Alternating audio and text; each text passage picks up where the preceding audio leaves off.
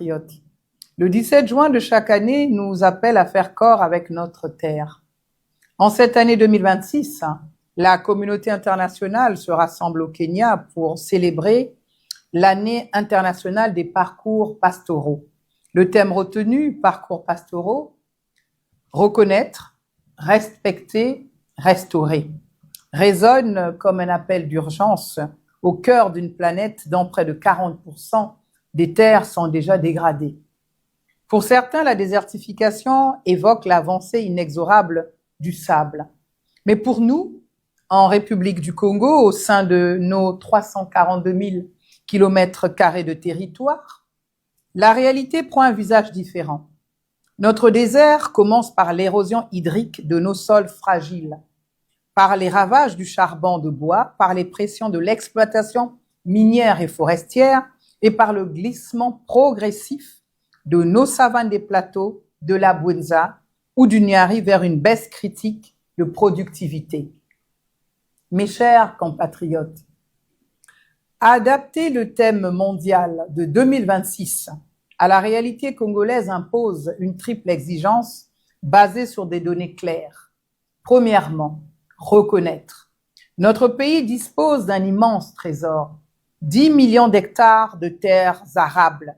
Pourtant, faute d'une gestion durable des sols et face aux aléas climatiques, nous dépendons encore massivement des importations de denrées alimentaires qui nous coûtent entre 500 et 700 milliards de francs CFA chaque année. Reconnaître notre réalité, c'est admettre que la dégradation de nos terres menace notre souveraineté alimentaire.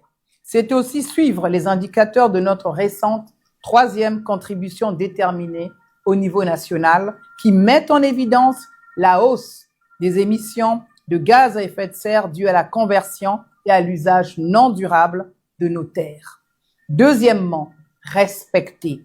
Respecter notre terre, c'est faire appliquer rigoureusement notre arsenal juridique. Le gouvernement s'est doté d'un levier puissant, la loi numéro 33/2023 du 17 novembre portant gestion durable de l'environnement en République du Congo. Cette loi oblige désormais chaque acteur industriel, agricole ou minier, à anticiper la dégradation des sols et à restaurer les sites exploités. Respecter le sol, c'est aussi respecter le travail de nos petits exploitants et éleveurs en leur apportant des techniques agroforestières capables de protéger les sols contre les érosions spectaculaires qui menacent nos villes et nos campagnes. Troisièmement, restaurer. Sous l'impulsion de son Excellence, M. Denis Sassou Nguesso, président de la République, chef de l'État et président de la Commission climat du bassin du Congo, notre pays s'est engagé fermement auprès de la Convention des Nations unies sur la lutte contre la désertification.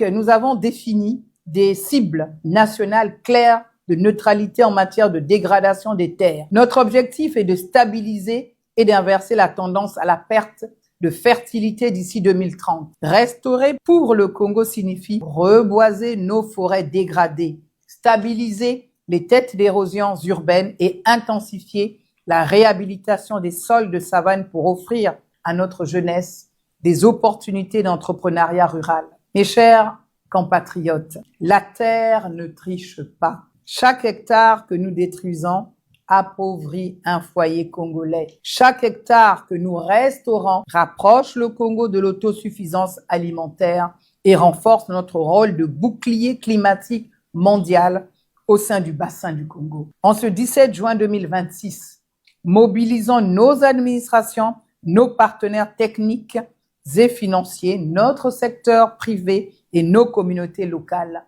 Faisons le serment de protéger notre sol pour que le Congo reste vert, fertile et prospère. Vive la journée mondiale de lutte contre la désertification et la sécheresse. Vive la coopération internationale. Vive le Congo vert, durable et responsable. Je vous remercie.